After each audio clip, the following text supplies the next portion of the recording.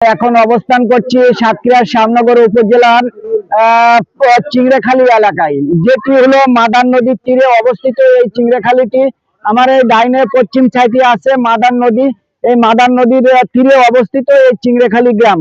এই চিংড়াখালীর এই যে প্রধান সড়কের পাশে আমরা দাঁড়িয়ে আছি, এখানে দেখেন কয়েকশো মানুষ এখানে দাঁড়িয়ে আছে। তাদের একটাই দাবি, তারা বলছিল যে আমাদের সাথে যে তাদের কোনো সুপেয় পানির মানে খাবার পানির কোনো ব্যবস্থা নেই এই এলাকায়। এখানে প্রচুর ঘের আছে, প্রচুর নদী আছে, মানে পানি আছে প্রচুর, এক প্রকার বলা যায়।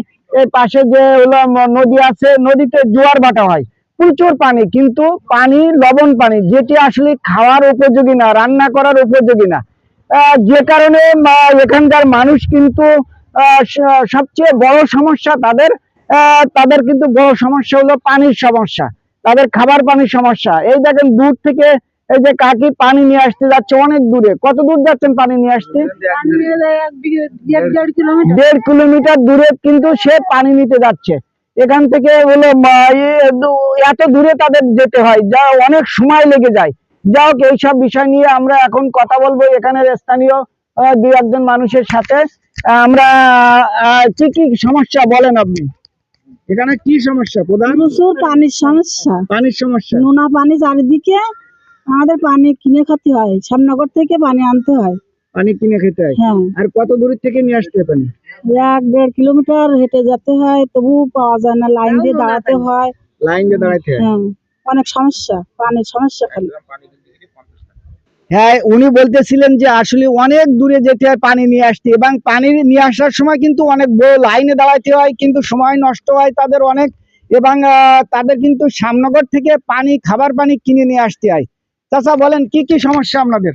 তো পানির সমস্যা বেশি হলো, পানির সমস্যা, লবণ পানি এখানে পানি। আর আমাদের এই যে মাদার নদীর এই ব্রিজটা আদৌ দরকার, কারণ এতে বিশাল একটা সমস্যা আছে আমাদের। যাই হোক, এই চাচা বলতেছিলেন যে এখানে খাবার পানির ব্যাপক সমস্যা তাদের, কিন্তু এখানে চারিপাশে পানি পানি আর পানি, কিন্তু ব্যবহার করার মতন কোনো পানি এখানে নেই। এখানে নিচের যে পানি, নিচের থেকে যে পানি উঠাবে সে ধরনের পরিবেশন, এই নিচের পানিও কিন্তু ভালো না, লবণ পানি। চাচা বলেন কি অবস্থা আপনাদের? আমাদের এখানে পানির সমস্যা বেশি, আমাদের খাওয়ার পানি নেই, আছে লোনা পানি। লোনা পানি নিয়ে আমাদের কোনো কাজই হয় না, রান্নাও যায় না, কোনো কাজই করতে পারি না আমরা। এত তোলার পানি চলবে তাও লবণ, কোনো বালিও পাওয়া যায় না। যার পরিপ্রেক্ষিতে আমাদের এক্ষুনি দ্রুত যাতে একটা পানির ব্যবস্থা হয়, খাওয়ার পানি, সেইটাই আমরা আশা করি আপনাদের কাছে।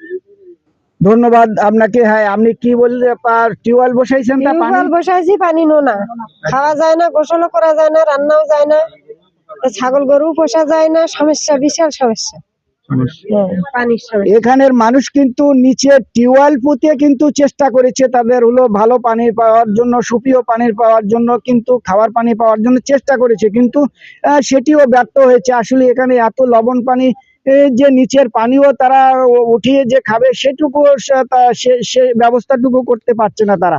এখন আমরা কথা বলবো এই এলাকার স্থানীয় মেম্বার আবু বকর সাহেবের সাথে কথা বলবো, যে এই এলাকার পানির কি কি সমস্যা এবং কি করলে আসলে এই এলাকার মানুষ সুপেয় পানি পাবে এবং তাদের কি কষ্ট লাগবে, কি কি সমস্যা, আমরা এই বিষয়গুলো জানবো। বিসমিল্লাহির রহমানির রহিম। শ্যামনগর পৌরসভার সবচেয়ে প্রত্যন্ত অঞ্চল, যেটা অবস্থিত এই চিংড়াখালী। আমাদের এখানে আপনারা দেখেছেন ইতিমধ্যেই যে আমাদের রাস্তাঘাটের যে অবস্থা, এবং সবচেয়ে যে বড় মানে দুর্ভোগের ভিতরে আমরা আছি, যেটা নিয়ে জীবন ধারণ করে মানুষের, এই পানি, সুপ্রিয় পানি। এই পানির অভাবে যে আমাদের অঞ্চলে মানে অনেক কষ্টের ভিতরে আছে, বিশেষ করে মা বোনেরা এখান থেকে মানে 2-2.5 কিলোমিটার দূরে খাবার পানি আনতে যেতে হয়। কেউ বা যাদের টাকা আছে তারা কিন্তু ওই শ্যামনগর থেকে কিনে নিয়ে আসে। আর যাদের টাকা নেই, বিশেষ করে আমাদের এই প্রত্যন্ত অঞ্চলে কিন্তু সবাই অধিকাংশই গরিব মানুষ। এই গরিব মানুষ কিন্তু এই আমরা দেখেছেন ইতিপূর্বে যে মাদার নদীর উপরে একটা ব্রিজ আছে, যে ব্রিজটি কাঠ দিয়ে মানে বাঁশ দিয়ে বানানো হয়েছে। এই ব্রিজের উপর দিয়ে কিন্তু এখান থেকে 2.5 কিলোমিটার দূরে একটি দিঘ আছে, নাবিদখালী নামক একটি দিঘ। ওই দিঘের পানি এনে আমাদের এখানে আমাদের জনগণ জীবন ধারণ করে। তো আমার মনে হয় যে ওই সাথে সাথে আমাদের এই বৃষ্টি যদি খুব দ্রুত মানে হয়ে যায়, তাহলে উভয় আমাদের দুই পারের যে বন্ধন, এই বন্ধন খুব মানে সৃষ্টি হয়ে যাবে এবং আমাদের এলাকার মানুষ পানি নিয়ে আসবে। ভাইকে আসলে উনি বলতেছিলেন যে এখানে নাপিতখালী বলে একটি জায়গা আছে, সেই জায়গাতে একটি দিঘে আছে, সেই দিক থেকে কিন্তু মানুষ, এই এলাকার মানুষ পানি নিয়ে আসতে হয় তাদেরকে। এখান থেকে কিন্তু সেই দিকটি প্রায় 1.5 থেকে 2 কিলোমিটার হবে, তারও বেশি হবে। সেই জায়গায় থেকে মানুষ কিন্তু পানি নিয়ে আসে এত দূর থেকে, এবং লাইন দিয়ে পানি নিয়ে আসে। তাদের কিন্তু এই এলাকায় আর পানির কোনো ব্যবস্থা নেই, বা কোনো দিক নেই, বা কোনো জায়গা থেকে যে সুপ্রিয় পানি তারা সংগ্রহ করবে সেই ধরনের পরিবেশও নেই। কিন্তু এত খারাপ অবস্থা এই এলাকার মানুষের। তারা কিন্তু বলছিল যে এই তারপরে সেই দিকটিতে যেতে হলে কিন্তু এই মাদার নদীর উপর দিয়ে যেতে হবে তাদেরকে। মাদার নদীর উপরে কিন্তু তাদের যাতায়াত ব্যবস্থা নেই। সন্ধ্যের পরে কিন্তু তারা এখান থেকে পার হতে পারে না, বিশেষ করে মহিলারা, বাচ্চারা, তারা কিন্তু যেতে পারে না। কারণ মাদার নদীর উপরে যে সাঁকোটি আছে, বাঁশের সাঁকোটি, সেটি স্থানীয় লোকজন কোনো রকমে নিজেদের অর্থায়নে এটি কিন্তু করেছে। এখানে যদি একটি ব্রিজ হতো তাহলে কিন্তু তারা স্বাচ্ছন্দ্যে হয়তো সেখানে পানি নিয়ে আসতে পারতো। যা হোক, তাদের প্রধান সমস্যা এখানে এই এলাকার মানুষের পানির সমস্যা, সুপ্রিয় পানির সমস্যা। চারিপাশে পানি আছে কিন্তু খাওয়ার মতন কোনো পানি নেই তাদের। যা হোক, আমরা চাই যে এই এলাকার মানুষের যে সমস্যা, এটি সংশ্লিষ্ট কর্তৃপক্ষের হস্তক্ষেপ কামনা করি। চাই যে দ্রুত এই এলাকায় সুপ্রিয় পানির ব্যবস্থা করা হোক, এবং যারা জনপ্রতিনিধি আছেন, যারা প্রশাসনের কর্মকর্তারা আছেন, যারা কর্তৃপক্ষ আছেন, তাদের হস্তক্ষেপ কামনা করি এলাকার মানুষের পক্ষ থেকে। ধন্যবাদ সবাইকে। সুস্থ থাকুন, ভালো থাকুন।